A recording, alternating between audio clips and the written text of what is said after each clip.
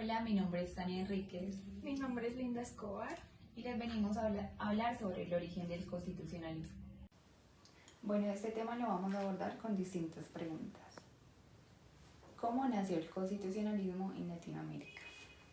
Después de que las colonias se independizaron de España, nuestros países adoptaron constituciones para limitar el poder de los gobernantes. Esta idea vino del liberalismo europeo, aunque aquí tuvo un camino diferente. En lugar de desaparecer como en Europa en 1848, en América Latina el constitucionalismo se mantuvo y se fortaleció.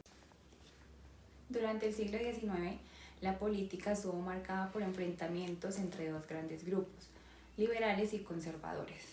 Ambos venían de las ideas de la Ilustración, pero tenían visiones distintas del país que querían. Cada vez que uno de ellos ganaba una guerra o un golpe de Estado, cambiaban la constitución a su medida. Por eso se dice que nuestras constituciones eran como cartas de batalla. Siguiente pregunta. ¿Cómo eran esas constituciones? Las primeras constituciones tenían un lenguaje liberal. Hablaban de derechos, libertades, separación de poderes, pero en realidad mantenían muchas cosas del modelo conservador. Por ejemplo, el Estado era ligado a la Iglesia y se defendía el centralismo y el control religioso sobre la educación. Más adelante, entre 1860 y 1880, llegó una ola de reformas liberales muy fuertes en varios países. Estas buscaban separar claramente la Iglesia del Estado, garantizar la educación pública y laica, permitir el divorcio y eliminar prácticas como la esclavitud o la pena de muerte. Siguiente pregunta. ¿Qué pasó después con esas reformas? Con el tiempo, ese liberalismo radical perdió fuerza. En algunos países fue derrotado, en otros terminó pactando con los conservadores. Algunas de sus ideas se mantuvieron, como la separación entre iglesia y Estado, pero muchas otras fueron desmanteladas y volvimos al centralismo político. Siguiente pregunta. ¿Hubo avances en el siglo XX? Sí. Aunque nuestras constituciones seguían siendo muy formales y a veces poco efectivas, hubo avances muy importantes. En México fue pionera al incluir derechos sociales y laborales. En Colombia se hizo una reforma democrática después de los años de autoritarismo. Y en Venezuela hubo una constitución con más protección efectiva de los derechos. El neoconstitucionalismo. Bueno, este nuevo enfoque se inspira en las constituciones europeas después de la Segunda Guerra Mundial. Aquí toma fuerza la idea de que el derecho no solo es una ley escrita, sino también principios y valores. Y bueno, vamos con los autores del neoconstitucionalismo. Robert, su profesión, filósofo del derecho y jurista. Su aporte fue que introdujo los principios como mandatos de optimización y defendió la conexión entre derecho y moral. Ronald, su profesión, filósofo del derecho y constitucionalista. Su aporte fue que defendió que los jueces deben usar principios morales en la interpretación constitucional. Carlos, su profesión, filósofo del derecho y asesor constitucional. Su aporte fue que integró ética, derechos humanos y democracia sustantiva en la teoría del derecho. Gustavo, su profesión, jurista, juez constitucional y catedrático. Su aporte fue que desarrolló el concepto de derecho dúctil, que enfatiza la flexibilidad del derecho frente a los principios constitucionales. Luigi, su profesión, filósofo del derecho y garantista. Su aporte del tema fue fundador del garantismo jurídico, defiende que la Constitución debe proteger los derechos con reglas claras e inquebrantables. Bueno, a continuación me permito hablar sobre las características claves del neoconstitucionalismo. Como primera característica tenemos el carácter normativo de la Constitución, que nos dice que la Constitución es directamente aplicable por los jueces en ausencia de normas legales específicas. Esto rompe con la idea de que se necesita siempre una ley para hacer efectivos los derechos constitucionales. Por ejemplo, los jueces pueden fallar con base exclusiva en la Constitución. Como segunda característica tenemos el Estado Social de Derecho. Este se compromete de forma permanente a garantizar condiciones de bienestar para todos, mediante la provisión de servicios como salud, educación y cultura. Estos ya no dependen de la voluntad política, sino que se convierten en obligaciones legales del Estado. Bueno, como tercera característica tenemos los mecanismos procesales para la protección de derechos.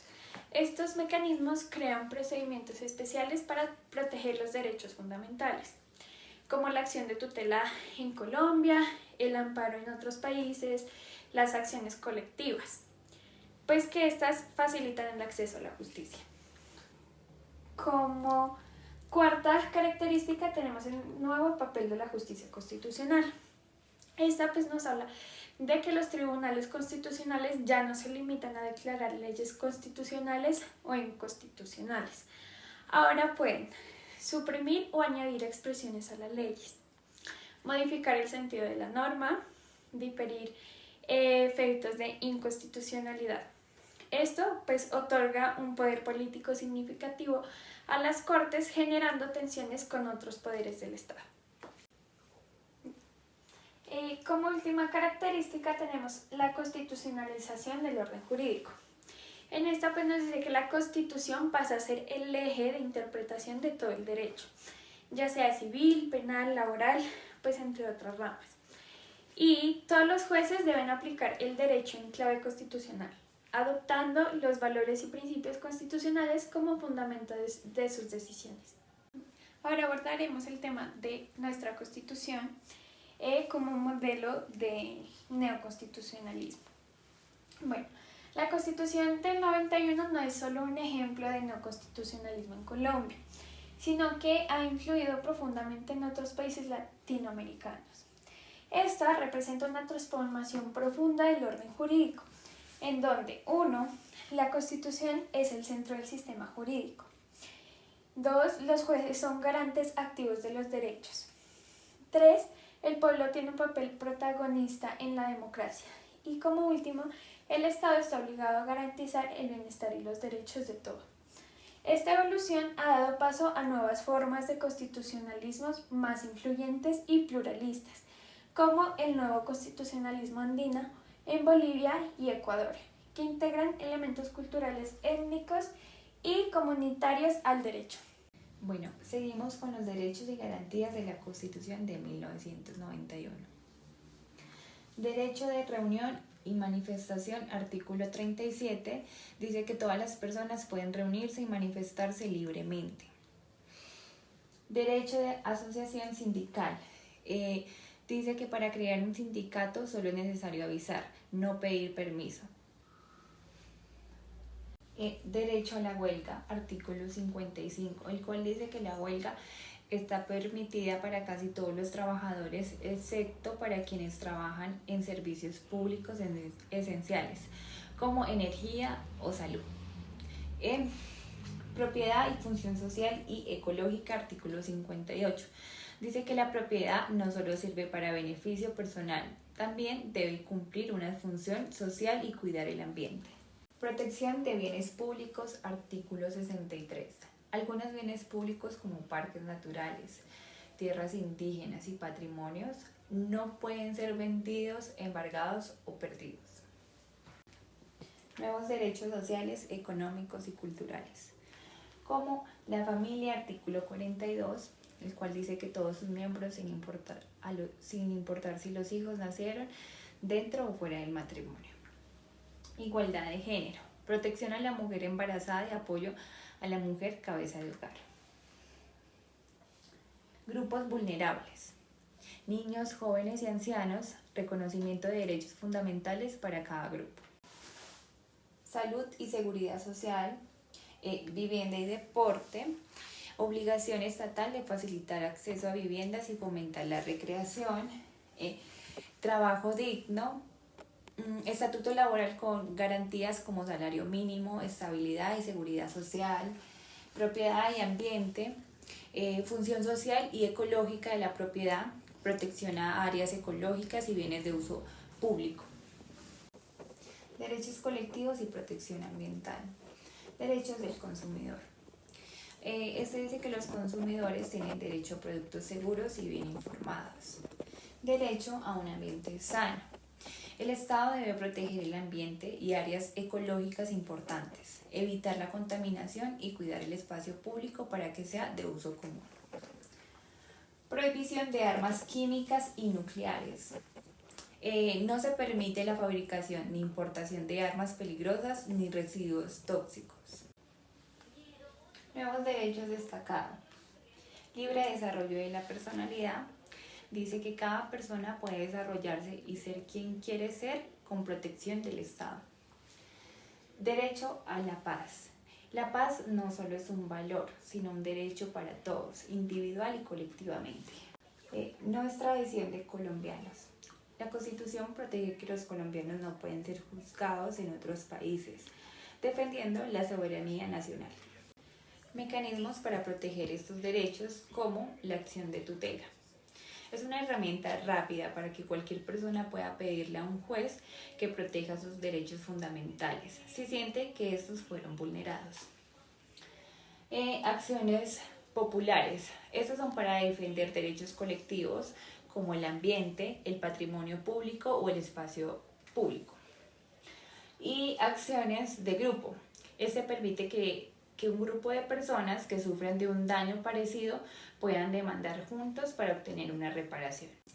Bueno, y llegamos a la conclusión de que la Constitución del 91 consolidó una visión moderna del Estado, comprometido con la justicia social, la equidad, la participación ciudadana y la protección del medio ambiente, ampliando significativamente los derechos y mecanismos para garantizarlos.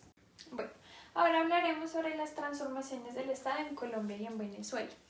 Primero, en el caso colombiano. La Constitución del 91 introdujo importantes innovaciones, no solo manteniendo las tres ramas clásicas del poder, sino también reconociendo órganos autónomos independientes que no pertenecen a ninguno de ellos. Por ejemplo, la Comisión Nacional del Servicio Civil. Continuando con las ramas, empezaré a hablar de la rama legislativa. En esta rama se mantuvo el sistema bicameral con Senado y Cámara de Representantes, pero se diferenciaron sus mecanismos de elección. El Senado ahora se elige por circunscripción nacional, lo que busca fortalecer liderazgos nacionales y la representación de minorías. Además, se amplió la tipología legal, incluyendo leyes marcos, leyes estatutarias y leyes orgánicas. Estas últimas con requisitos más exigentes y temas fundamentales como derechos, justicias y participación. En cuanto a la rama ejecutiva, aunque se mantuvo el sistema presidencialista, se impusieron límites importantes al poder del presidente.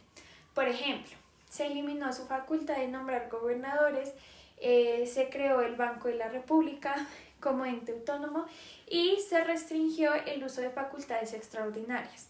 También se adoptó el balotaje para asegurar mayor legitimidad en la elección presidencial y se prohibió la reelección inmediata. La rama judicial fue profundamente transformada. Se creó el Consejo Superior. Bueno, como último tenemos a la rama judicial. Esta, en cambio de las anteriores ramas, fue profundamente transformada. Aquí se creó el Consejo Superior de la Judicatura, encargado del gobierno y disciplina judicial. También se estableció la Corte Constitucional con funciones específicas en el control de constitucionalidad. Un hito fundamental fue la creación de la Fiscalía General de la Nación, independiente del Ejecutivo, lo que fortalece la autonomía judicial. En resumen, la Constitución del 91 promovió un Estado más participativo, pluralista y garantista de derechos, con una fuerte vocación democrática. Aún así, muchos de estos principios siguen en proceso de consolidación.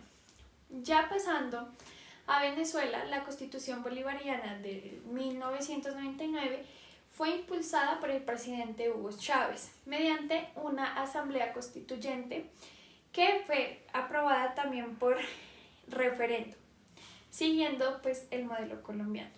Bueno, esta nueva constitución reconfiguró el poder público más allá de las tres ramas tradicionales, incorporando dos nuevos poderes: el poder electoral como órgano autónomo con competencias en la organización de elecciones y el poder ciudadano, encargado de la ética pública y el control ciudadano, integrado por la Fiscalía, la Defensoría del Pueblo y la Contraloría General. Además, se eliminó el bicameralismo y se creó una Asamblea Nacional unicameral con representación proporcional a la población, los estados y los pueblos indígenas. Ambas constituciones, aunque en contextos muy distintos, tienen en común su carácter participativo y la ampliación del catálogo de derechos. Sin embargo, mientras Colombia mantuvo un equilibrio de poderes, en Venezuela, con el paso del tiempo, se ha evidenciado una concentración creciente del poder en el Ejecutivo, debilitando los mecanismos de control y contrapeso. Bueno, para concluir el tema de las constituciones, podemos decir que tanto Colombia como Venezuela adoptaron principios del neoconstitucionalismo, los cuales son el fortalecimiento de los derechos, la ampliación de las democracias y transformación del poder público. No obstante, su trayectoria han sido muy diferentes en la práctica, especialmente en lo que respecta al equilibrio de poderes y la vigencia real de los derechos constitucionales. Bueno, y en conclusión con nuestra exposición, podemos decir que la Constitución de 1991 convirtió a Colombia en un Estado social de derecho, fortaleciendo la participación ciudadana, ampliando los derechos fundamentales, incluyendo los colectivos y ambientales, y creando mecanismos como la tutela para su protección. Bueno, con esto damos por finalizada nuestra exposición. Muchas gracias.